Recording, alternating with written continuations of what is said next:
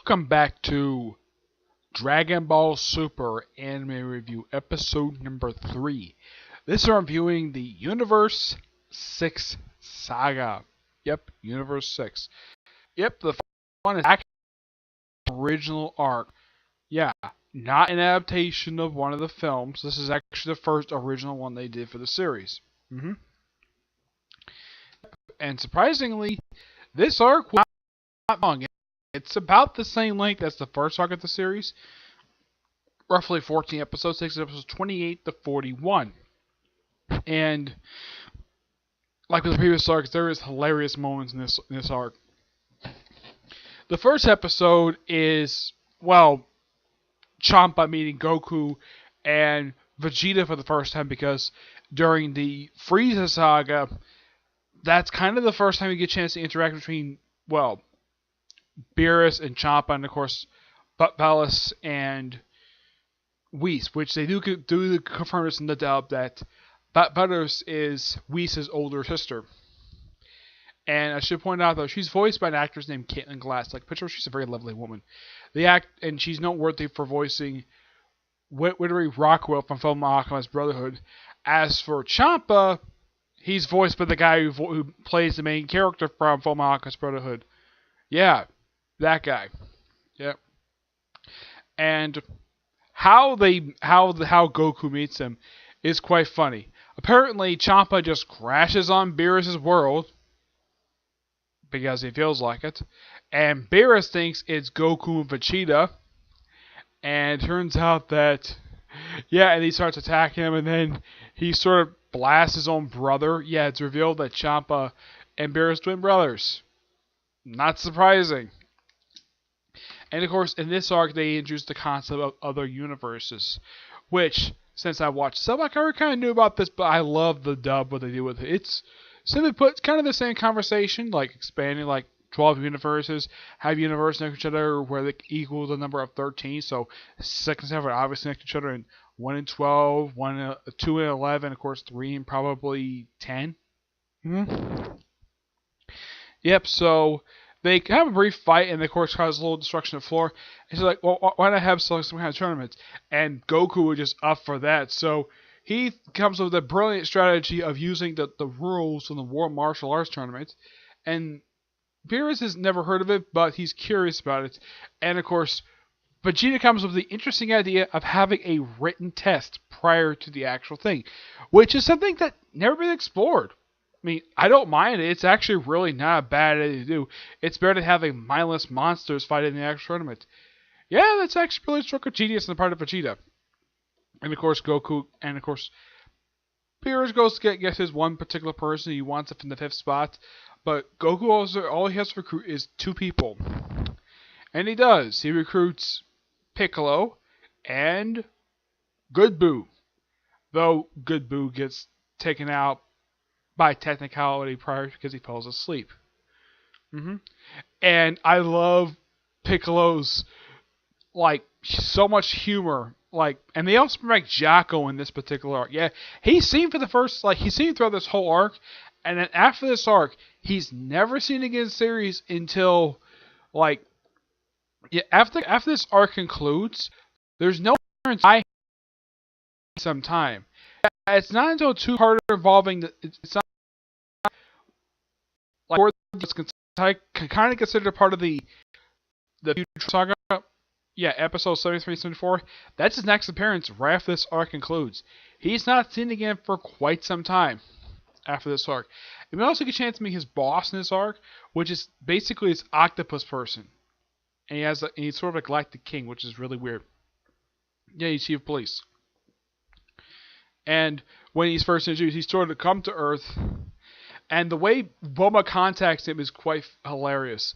She contacts her sister Tights. This character never appeared in the Dragon Ball manga, if I've heard. I looked up. She actually only appeared in the Jocko manga. Yes, Jocko had a manga, which is a prequel to Dragon Ball, which set like about, I'd say, 10 years prior to the events of the original Dragon Ball series. And the thing was never adapted. I mean, you got a loose adaptation here, but but as far as I've heard for the upcoming film coming out early next year, come out in January, just in a few months. Yeah, it's going to partially adapt this particular manga. This manga was only 13 chapters. I personally have not read it yet, but I've heard, by the time I looked at it, it sounds really interesting. Mm-hmm. And you can see Bulma's past with him. Oh yeah, and also Bulma hits Jocko a lot for his wise remarks that he does. Mm-hmm. Also, she continues wearing the outfit she wore in the previous arc. You know, the white shirt, blue jeans, and the ascot. Yeah, she wears this for like 2 straight arcs, and starting with the Future Trunks arc until the end of the series, she's basically a scientist outfit because, well, she's an inventor. Though she does briefly change her attire from the adventurous outfit to a jumpsuit. Yep. And they also introduced the concept of Super Dragon Balls, which does come back later on in the series. Mm-hmm. And meets the character known as Zuno. Yeah, how he's introduced is quite bizarre. He's like, yeah, because, well, Guomo wants to go to the Zen universe, and he wants Jocko to take her there. Well, take her to her station and get the ship there. It's quite impossible. So she continues to hit him, and eventually, it's like, okay, let's go to Zeno. I should point out, though, Zeno appears in, like, 2 episodes the entire series. He appears in 1 episode of this arc, and 1 episode of the following arc of the series. And that's it for this guy. And I don't know if just by sheer coincidence, his chair he sits in is very similar to Frieza's. Not exactly a carbon copy, but it's very similar chair. He's a huge guy with a big head. And I remember this in the sub, and they actually changed the line that the Jocko says in the sub. He says, get a bus check on the woman sitting behind me. In the dub, he says, check out the woman's chest behind me. And the whole thing involves Bulma's chest. And it's a minor gag. It's a minor thing here. And it's brought up in the following art that comes right after this about her saggy chest. I'm like, seriously? This woman is in her early 40s and she still looks very lovely for her age. And they're making a joke about her chest size. Wow. Such a silly thing to do. This is one of the very few series I've actually watched where there is a conversation about a woman's chest size. I've heard this in Naruto Shippuden. Let's see. I've heard this briefly in Soul Eater. Let's see. Was there a series talk about this? Aside from, well, this series and and Dragon Ball. This series, obviously, they frequently talk about a woman's chest size in this series and in Z. Well, mainly in the Maj and Buu arc. When I talk about a woman's chest size, I'm like, really? Is this really necessary to talk about in the series about a woman's chest size? Oh yeah, and I love Vegeta's comment before they go out to space, and he tells Jocko, "Don't do any funny things with my wife." And Jocko's like, he's like smiling, like, I don't think he's gonna do anything. Of course, Bulma hits him, and of course they fly up to space. Of course, he sort of expands his space. He sort of gets upgraded to his spaceship because he gets his hands on Frieza's tech. Yeah. He got his hands on a retrofitted ship, and then right after this is a hilarious moment. I have to talk about this. It's like that the reason why that Goku married Chi-Chi and Vegeta married Bulma because they're strong women, and Saiyans are attracted to strong women. And Piccolo was like, "That's the secret." It's like, wow. He's like so shocked to hear that the reason why he married these women, not because they come from wealthy families, because they're strong women. That's probably also the reason why Gohan married Videl and why Krillin married 18. It's weird though that the 4 characters you get 4 male characters get married in this series all get married to strong women, and like all but one comes from a wealthy family. I thought that was so funny. And I love Bulma's Super Dragon Radar. It's a much bigger one than her one that she's had since the original Dragon Ball anime, which is just a giant size like compass. Which, by the way, she actually made this thing herself, and she has had this thing since the first chapter of the manga and the pilot episode of the original Dragon Ball anime. She had this thing for years. I would say at this point she's probably had it for a good almost 30 years. She's had this thing. Mm-hmm.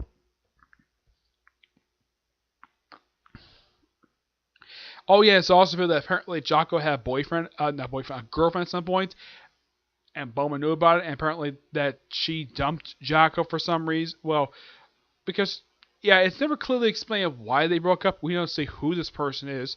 We don't name the girlfriend anyways, and apparently because Bowman made a person with him, talk about his girlfriend, he decided to shoot stuff up, and of course he also shut up a national monument.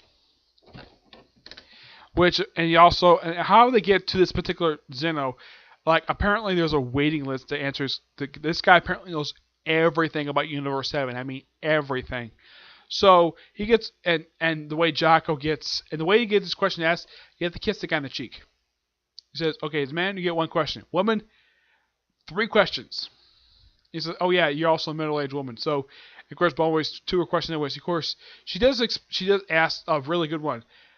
Tell me everything. Can you tell me everything you know about the Super Dragon Balls? And he explains every single detail about them, including the interesting fact that of the 7 of them, some are in Universe 7 and some are in Universe 6, which he does tell Beerus about, and Beerus gets ticked off at Champa for trespassing his universe for looking for these Dragon Balls. Yep. Piccolo is pretty simple to recruit anyways, and they try to recruit Gohan, but he's busy. And Boo, well, Boo was pretty simple too. Boo took some convincing, but yeah, he took him right away. Yep, and then he gets to the tournament itself, he gets a chance to see the fighters, which is simply put a bear known as Batamo. Yes, a guy known as a big, bulking bear. This is a fighter. He's voiced by a guy named Chris George. Yeah, I wasn't very familiar with some of the stuff he worked in, so I wasn't very familiar with him. We also get a chance to see, before we get into the other fighters, we also get to see the Universe 6's Supreme Kai. Goku points out that he's the Supreme Kai of Universe 6. He's like, how'd you figure that out? Your hair. Which is kind of true. I don't know what is with Supreme Kais and mohawks. It's really weird. But yeah, that's how he identified him. He's like, oh, you're the Supreme Kai Universe 6. And of course, like I said, how'd you figure it out? Your hair. Just like that. It's one of the most hilarious things, and he was also quite surprised at how casual he is with how talking to gods. Yep, and also, this is something that was sort of a loose end from the Majin Buu saga, which I forget for some people, they're probably kind of glad they finally tied up this loose end of Kibito Kai, Kibito being the Supreme Kai's bodyguard, and Kai being merged into one. So they went to the new planet Namek, and they made a wish, out of making Dragon Balls, and they wished for them to be separated. So Supreme Kai is basically back the way he's supposed to, but he is, where he's a short guy. Yeah, Supreme Kai is a short man. He's about this. He's the only person actually not taller than him is Goten. I think he's about the same height as Trunks. Yeah, it's later revealed in the series, I believe in the Falling arc, that it's not in Comic Vegeta, it's actually revealed in the Future Trunks, which I can't wait to talk about that exciting thing.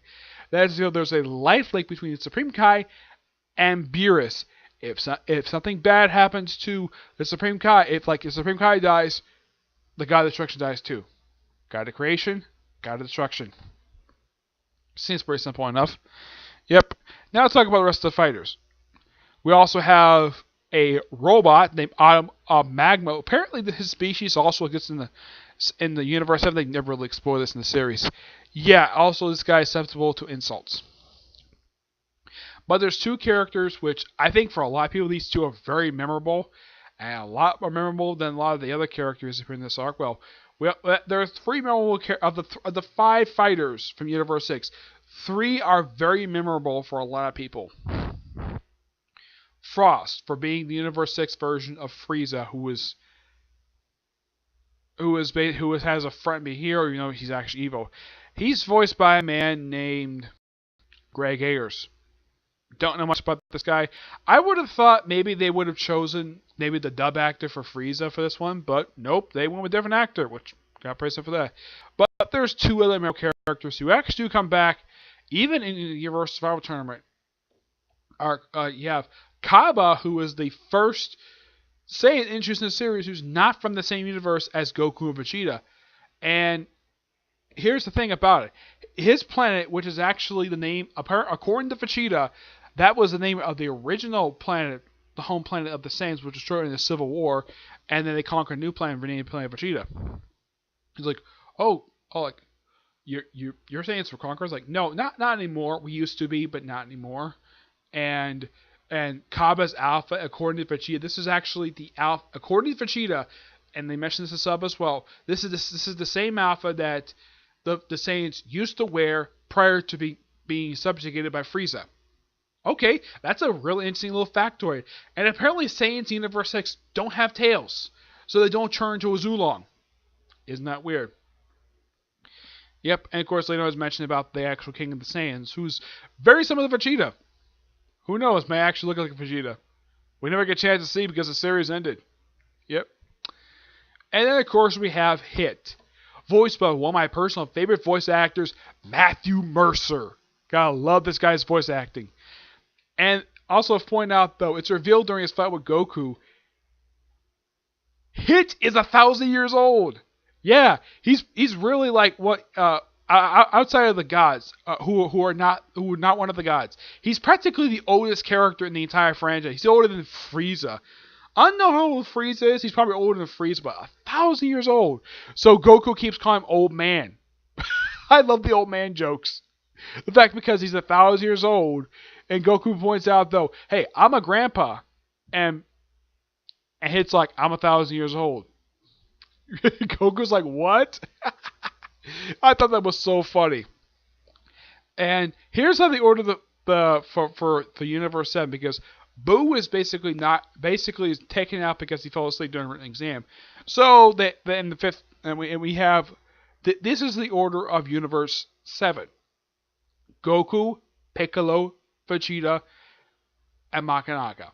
That's the 4 people for Universe 7. For Universe 6, the first one is Batamo, the bear.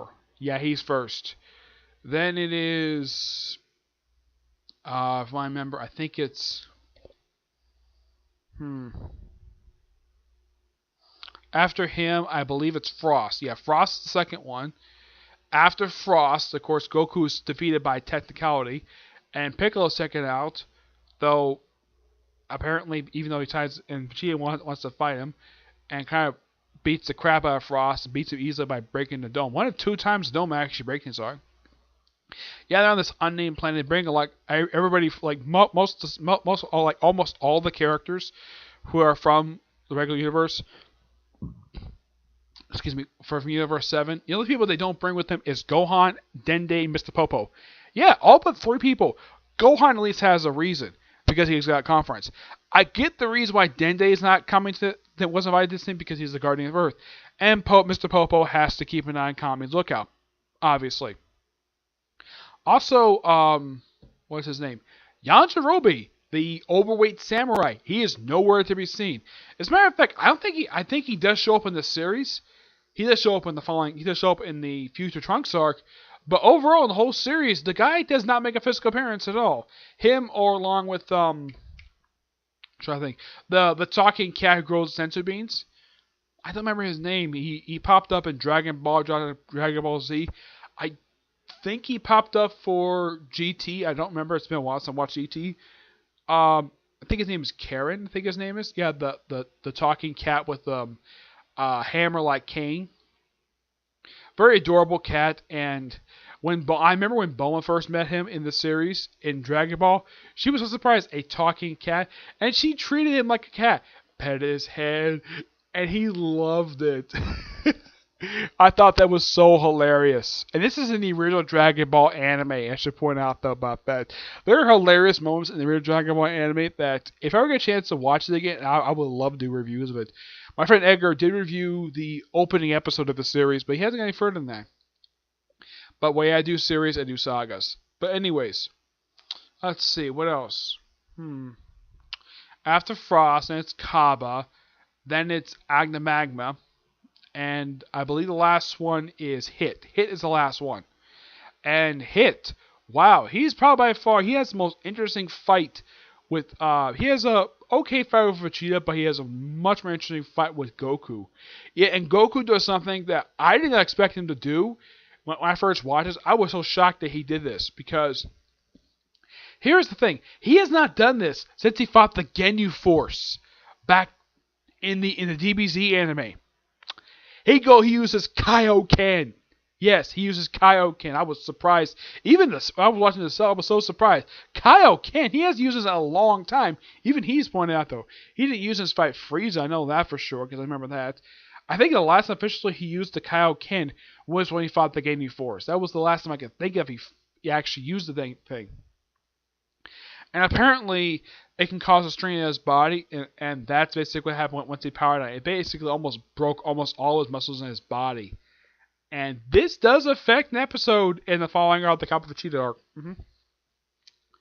Trying to think what else, though. I would say probably the most interesting fights out of all of these is Goku versus Hit, Vegeta versus Kappa. That was an interesting fight, and probably Vegeta versus Frost. That was basically a big brawl and an awesome fight of the series. I would say probably the weakest fights of the entire thing is Goku versus Matsumo, which the way Goku defeated him was by knocking the guy off his feet, dragging him out of the ring. I'm like, wow. Like, I was so surprised. This guy was pretty, let's just say, kind of a tough villain, but Goku just threw him out of the ring and like, that's it. Yeah, I was very disappointed with this one.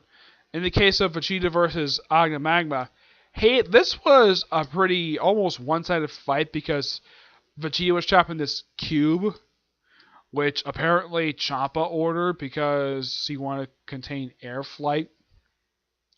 So Vegeta powered up and smashed the thing and threw him out of the ring and won the match anyways. Also destroyed part of the ring as well.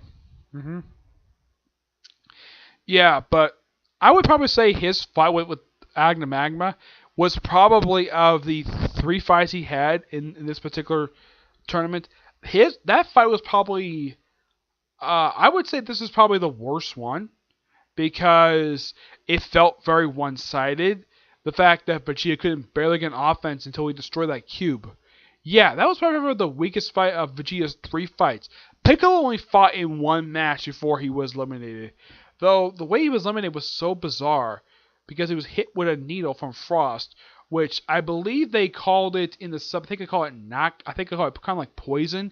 Here they call it venom for some reason. I don't know why they changed it for, but it's still effectively the same thing.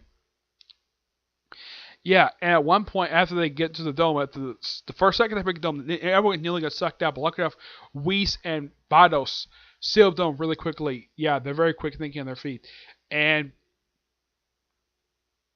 then when Goku would come back down, they land on top of the pitchers of Beerus and Champa, and Vegeta and Piccolo thought that they're out of the ring, and Beerus and Champa point out though the pitchers are part of the ring, so they're still in the fight.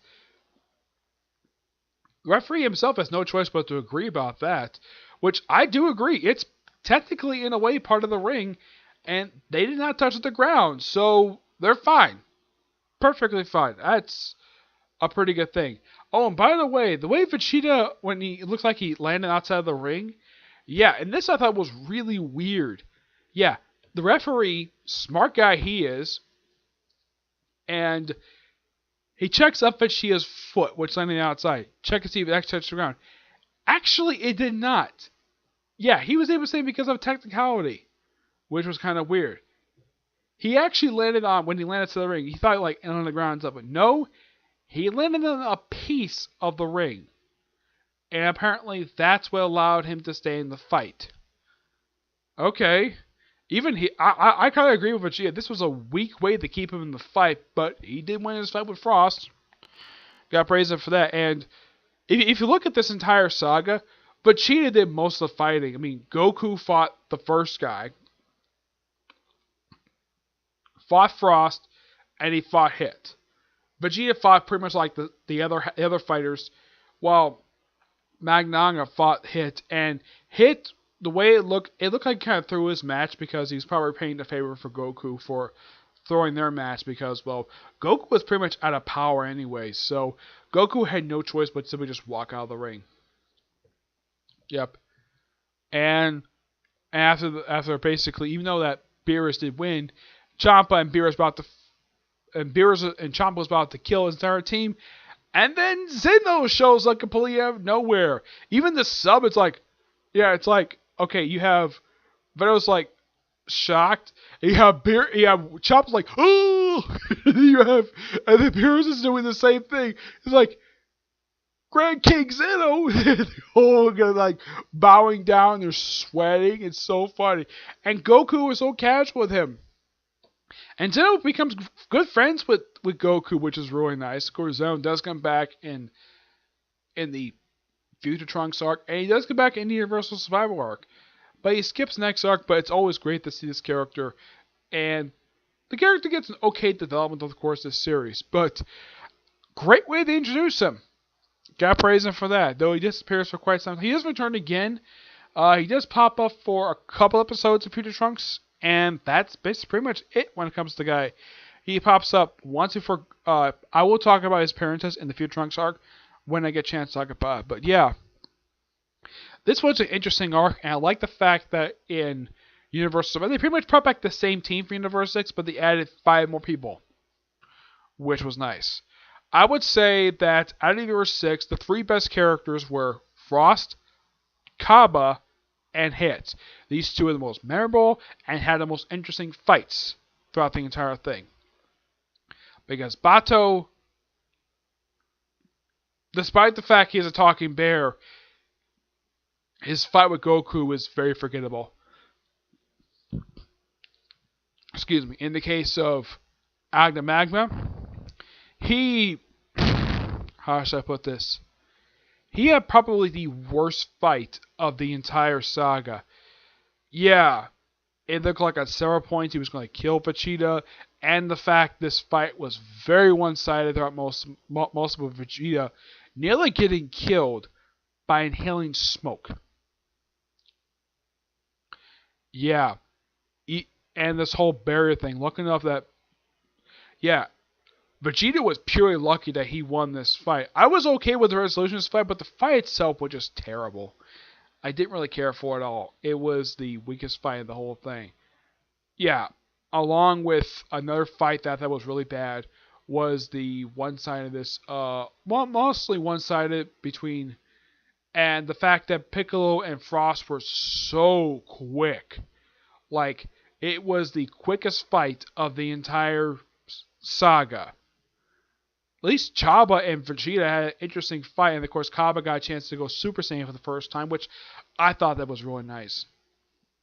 And the fact Kaba developed a good amount of respect for Vegeta, which even he said, yeah, he will love to visit Universe 6 sometime, which he kind of doesn't do in the series, but I personally would love it if when the series does come back, which I've heard is going to be next year. I hope they do go pay a visit to Universe 6 and visit that planet, and I'm hoping that Vegeta and Goku bring their families with them. That would be really nice of them to do. And I don't think Kappa got a chance to meet Vegeta's family because Choppa was in a hurry to leave as soon as the fight was over. Yep. Frost himself was taken out, and of course, it was later revealed in Universe Survival. He became a fugitive in Universe 6. And they actually showed Universe 6 because the one they got praised by Universe Survival. They actually showed the actual universe themselves, which I'll talk more about that when I get a chance to get to Universe Survival, okay? So, that's it for this particular review. Stay tuned. Probably tomorrow I'll take a chance to talk about the weakest saga of the entire series, Clone Vegeta. But at least it's more interesting than Chocho's arc from Baruto. Yes, it is a lot more interesting than that was, okay? But to see you next review. Bye.